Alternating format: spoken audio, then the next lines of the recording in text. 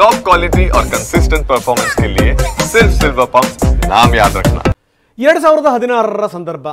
ಆ ಸಂದರ್ಭದಲ್ಲಿ ಒಬ್ಬ ಹಾಸ್ಟೆಲ್ನಲ್ಲಿ ಒಬ್ಬ ಹುಡುಗ ನೇಣು ಹಾಕೊಂಡು ಸತ್ತೋಗ್ಬಿಡ್ತಾನೆ. ಆತನ ಹೆಸರು ವೇಮುಲ, ರೋಹಿತ್ ವೇಮುಲ. ದೊಡ್ಡ ಮಟ್ಟದ ಸದ್ದಾಗುತ್ತೆ, ಸುದ್ದಿ ಆಗುತ್ತೆ.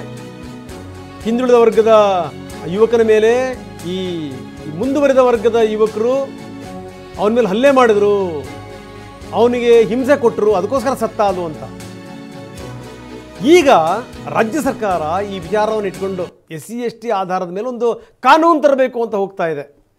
ಇದು ಈಗ ಪ್ರಶ್ನಾರ್ಹ ಪ್ರಶ್ನೆಗಳನ್ನು ಎತ್ತಿದೆ. ಯಾವ ಕಾರಣದಿಂದ ತರ್ತಾ ಇದ್ದೀರಿ ನೀವು? ಅಂದರೆ ಇದು ಇಲ್ಲಿ ತನಕ ಈ ದಲಿತ ಏನು ಸ್ಟೂಡೆಂಟ್ಸ್ಗಳಿಗಿತ್ತು ಅದನ್ನು ನೀವು ಹಿಂದುಳಿದ ವರ್ಗದವರೆಗೂ ತಂದರೆ ಇದರ ಹಿಂದಿನ ಉದ್ದೇಶ ಏನು?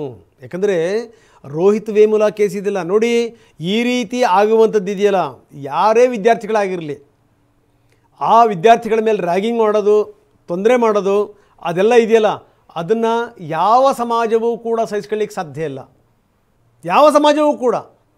ವಿದ್ಯಾರ್ಥಿಗಳು ಓದಬೇಕು, ಅವ್ರು ಬೆಳಿಬೇಕು, ಅವ್ರು ಎತ್ತರಕ್ಕೆ ಹೋಗಬೇಕು, ಅವಾಗ ಮಾತ್ರ ಸಮಾಜ ಗಟ್ಟಿಯಾಗಕ್ಕೆ ಸಾಧ್ಯ.